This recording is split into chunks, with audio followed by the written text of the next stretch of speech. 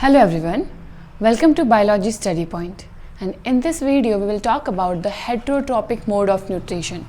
Heterotrophic mode of nutrition is that kind of nutrition जिस पे जो organism होता है वो किसी और पे dependent है अपने food के लिए. It means that type of nutrition where an organism is dependent on another for their food. Example, human beings, animals, some insects, birds, some के all insects, birds, it all comes under heterotrophic mode of nutrition. We have done the autotrophic nutrition in previous videos. You can check there. And in this video we are going to talk about the mode of nutrition in amoeba. क्योंकि amoeba का easy है human being से, तो हम लोग इस video में बात करेंगे amoeba के nutrition की कि amoeba कैसा nutrition show करता है. तो amoeba, first of all, what is amoeba? Amoeba is a unicellular organism. It means it is made up of a single cell. Amoeba एक सिंगल सेल के मिलके बना होता है. It doesn't have a fix shape. इसका कोई भी shape नहीं है, ये कोई भी शेप में कवर कर सकता है अपने आप को. And amoeba found in the dirty water, dirty या फिर जो ख़राब पानी होता है वहाँ पे मिलता है. अगर वो पानी हम पी लेते हैं तो it can cause us diarrhoea, कि हमें अगर हम वो पानी ड्रिंक करते हैं तो हमें डायरिया हो सकता है या फिर कोई और disease. The mode of digestion is intracellular. Intracellular का मतलब है कि जो भी डाइजेशन रहेगा वो सेल के अंदर पे ही हो जाएगा.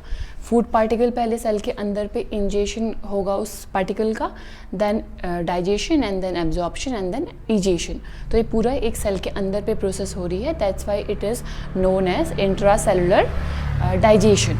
ऑलराइट.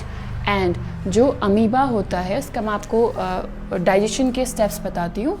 फर्स्ट जो स्टेप है वो है इसका ingestion. Ingestion. Number second is digestion. Next is absorption and last one is egestion. There is a small difference between ingestion and egestion. I will explain you. First talk about ingestion. तो ingestion एक ऐसी process होती है जब कोई भी organism food को intake करता है. फूड पार्टिकल को इनटेक करने की प्रोसेस को हम बोलते हैं इंजेशन. ह्यूमन बॉडी में इंजेशन हम एक पर्टिकुलर माउथ के थ्रू करते हैं.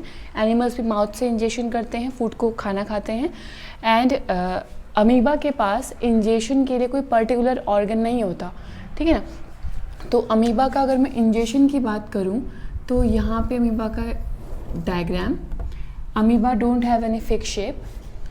इस पे एक न्यूक्लियस रहता है क्योंकि वो सेल है, लिविंग सेल. तो न्यूक्लियस है, साथ पे lysosomes.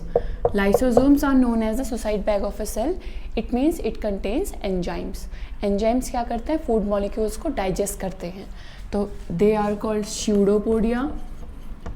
Pseudopodia, they are lysosomes and it is nucleus. What is pseudopodia? Pseudopodia is made up of two words, pseudo and podia. Here P is silent. तो pseudo means होता है false and podia means होता है legs. तो false legs it means जो amoeba का जो structure है उसका कोई शेप नहीं है. जो साइटोप्लाज्म होता है इसके अंदर पे उसका एक्सटेंशन, साइटोप्लाज्म थोड़ा बाहर को निकल जाएगा तो उसका एक स्यूडोपोडिया बन जाएगा. अगली बार पे ये पार्ट निकल जाएगा तो ये इसका स्यूडोपोडिया हो जाएगा. तो स्यूडोपोडिया उसके फॉल्स लेग्स होते हैं जो कि लोकोमोशन में हेल्प करते हैं अमीबा को और फूड के इंजेशन या और इजेशन में हेल्प करते हैं स्यूडोपोडिया. लाइसोसोम्स क्या करेंगे? एंजाइम कंटेन करते हैं जो कि फूड मॉलिक्यूल के डाइजेशन में इम्पॉर्टेंट रोल प्ले करेंगे. न्यूक्लियस तो उसका the brain of a cell रहता है जो उसको कंट्रोल करता है. तो ये एक अमीबा है. अब इसमें कोई फूड पार्टिकल आ गया इसके अराउंड पे. ठीक है ना. तो अमीबा क्या करेगा? इस फूड मॉलिक्यूल को कवर करने की ट्राई करेगा और फूड वैक्यूल बनाएगा. तो नेक्स्ट मैं यहाँ पे स्टेप्स बना देती हूँ. Structure of an amoeba. इस पे न्यूक्लियस और जो यहाँ पे एक करेंगे हम लोग, ट्रैप कर लेता है ये. तो यहाँ पे फूड मॉलिक्यूल था हमारे पास, इसको मैं ऐसे बना लेती हूँ. ये फूड मॉलिक्यूल है. तो अमीबा क्या करेगा? इसको इसके चारों ओर एक ऐसे लूप बनाएगा, ऐसे करके लूप बना देगा. जिस वजह से थोड़ा बहुत ही ऐसे ट्रैप करने के इस पे आ जाएगा ये। तो इसको लूप बना लिया इसने। देन लूप करने के बाद ये इसको अंदर पे अपनी बॉडी में इनटेक कर लेगा और फूड वैक्यूल बना लेगा। फूड वैक्यूल का मतलब है ये तो इसका न्यूक्लियस रहेगा, ये इसका फूड वैक्यूल, ये इसका फूड पार्टिकल और ये बन गया फूड वैक्यूल, जो फूड के चारों पे एक हमारा ब्लैंक स्पेस बन गया था, उसको हमने फूड वैक्यूल बोला। बाद में अभी इतना प्रोसेस ये था इंजेशन, फर्स्ट प्रोसेस इंजेशन, जो ये है इंजेशन। अब हम ड्रॉ करते हैं डाइजेशन। तो डाइजेशन में क्या होगा, जो लाइसोसोम्स होंगे ना, ये तो न्यूक्लियस, ये इसका फूड पार्टिकल और ये, तो ये लाइसोसोम्स इस पे अटैक करेंगे। अटैक का मतलब है डाइजेशन के लिए इसके चारों ओर जाएंगे और उसको डाइजेस्ट करने की ट्राई करेंगे with the help of enzymes. तो यहाँ पे हमारे एंजाइम्स थे, ये फूड पार्टिकल्स था और ये इसके अदर फ्लूइड जो भी है, ठीक है ना। तो ये है इसका डाइजेशन, जिसमें हमारे जो भी एंजाइम्स थे वो उसको डाइजेस्ट करने की ट्राई कर रहे हैं और यहाँ पे डाइजेशन हो गया। फिर देन अगर हम कोई भी खाना खाते हैं उसके बाद वो डाइजेस्ट होता है। डाइजेशन के बाद हम उस डाइजेस्टेड फूड से न्यूट्रिएंट्स को अब्जॉर्ब करते हैं और जो वेस्ट मटेरियल है उसको एक्सक्रीशन के लिए छोड़ देते हैं। तो यहाँ पे जो डाइजेस्टेड फूड है, जो एक खाना पच चुका है, इससे जो अमीबा को नरिशमेंट चाहिए, उसको न्यूट्रिशन चाहिए, वो अपने पास रखेगा उसको। तो यहाँ पे होता है एब्जॉर्प्शन। कुछ बुक्स पे अब्जॉर्प्शन एंड एसिमिलेशन होता है। एसिमिलेशन का मतलब घुलना, कि वो पूरा उसके बॉडी में स्प्रेड हो जाएगा, घुल जाएगा। तो मैंने खाली अब्जॉर्प्शन लिखा है, वो भी चलेगा। तो यहाँ पे फूड पार्टिकल था, वो पूरी बॉडी में उसका क्या हो चुका है, पूरा उसका अब्जॉर्प्शन हो चुका है। ये न्यूक्लियस है, ये इसके स्यूडोपोडियास, न्यूक्लियस, सेम डायग्राम है। ये है थर्ड प्रोसेस कि जो डाइजेस्टेड फूड था वो क्या हो जाएगा, पूरी बॉडी में उसका न्यूट्रिएंट्स अब्जॉर्ब हो जाएंगे। Last process is ईजिएशन।